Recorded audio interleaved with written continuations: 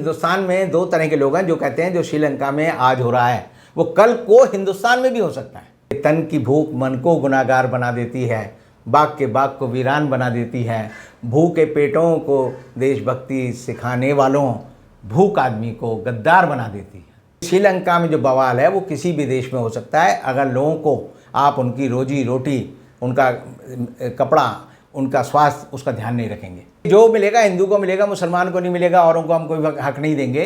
तो एक तरह से धर्म आधारित राजनीति को वहाँ पर स्थापित किया गया और उसको स्थापित करने से ये हुआ कि वहाँ पर इन्वेस्टर आने बंद हो गए। दोस्तों आदाब अर्ज़, मैं नीस अहमद खान हिंद वॉइस से आपसे मुखातिब, मेरे साथ रविंदर कुमार जी। रविंदर कुमार जी, ये जो श्रीलंका में जो हो रहा है तो बहुत ख़तरनाक हो रहा है, ये डेमोक्रेसी के लिए बहुत ख़तरनाक है। फिर हमारे बहुत पड़ोसी देश है, हमारे भारत के बड़े अच्छे संबंध रहे हैं, आज से वर्षों से रहे हैं, तो इसका अंत क्या होगा?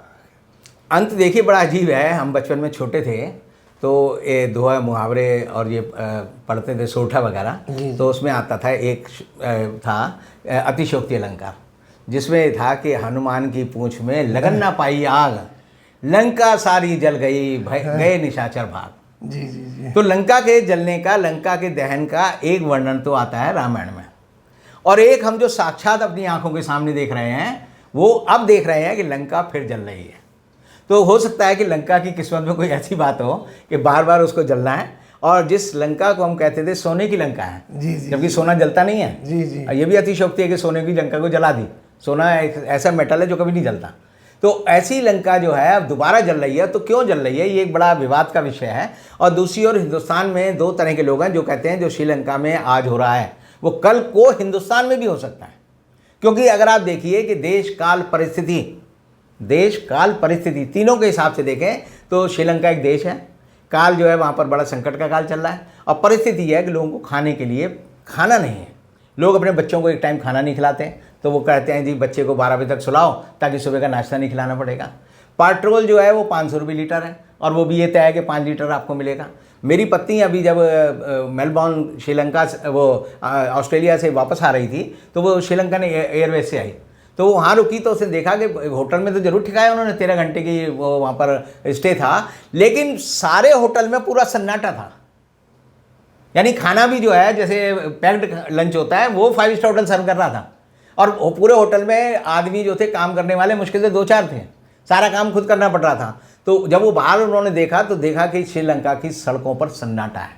सन्नाटा इसलिए कि गाड़ी में पेट्रोल नहीं होगा तो निकलेगा कैसे? तो गाड़ी में पेट्रोल नहीं होगा तो बाकी सामान कैसे आएगा जाएगा? तो ऐसी हालत में श्रीलंका को पहुंचाने का जो श्रेय है वो वहाँ के जो राष्ट्रपति हैं गोटाबाया राजपक्षे, जो कि लगातार 24 साल से वहाँ जमे हुए हैं, और उनका एक ही ध्येय था कि वहाँ पर जो है एक विवाद लोगों में पैदा किया जाए जाति और नस्ल का, कि बौद्धिस्ट देश है तो सिर्फ बौद्धिस्टों को हर चीज़ मिलेगी, बाकियों को नहीं मिलेगी।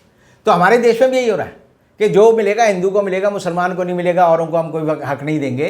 तो एक तरह से धर्म आधारित राजनीति को वहाँ पर स्थापित किया गया, और उसको स्थापित करने से ये हुआ कि वहाँ पर इन्वेस्टर आने बंद हो गए, व्यापार बंद हो गया, कृषि बंद हो गई, और एक तरह से श्रीलंका का दिवाला निकल गया। और श्रीलंका का दिवाला निकलने की बाद आपने अब देख रहे हैं कि एक फ़ोटो आ रही है कि लोग जो है राष्ट्रपति के महल में घुस गए। वो उसके जो है कोई जिसकी जो हसरत है वो पूरी कर रहा है, कोई जो है उसके जो स्विमिंग पूल है उसमें नहा रहा है, कोई उसकी रसोई में जाकर अपने लिए खाना बना रहा है, कोई उसका जो बिस्तर है उस पर लेटा हुआ है, कोई उसका जिम है उसमें जिम कर रहा है।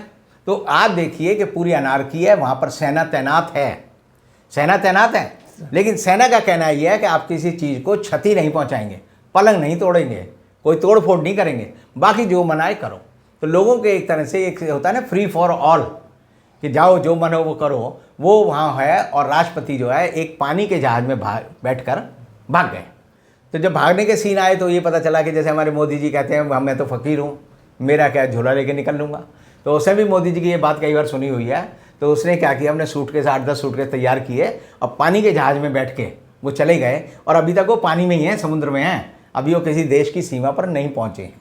तो ऐसी हालत में श्रीलंका को पहुँचने का एक ही संदेश है कि श्रीलंका में जो बवाल है वो किसी भी देश में हो सकता है अगर लोगों को आप उनकी रोजी रोटी, उनका कपड़ा, उनका स्वास्थ्य, उसका ध्यान नहीं रखेंगे।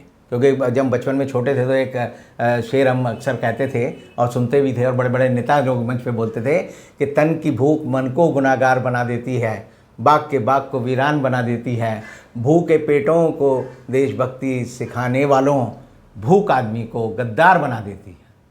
तो आज का श्रीलंका इसी राह पर जाकर बर्बाद हो गया, और आज का हिंदुस्तान वो भी इसी रास्ते पे धीरे धीरे धीरे चल रहा है।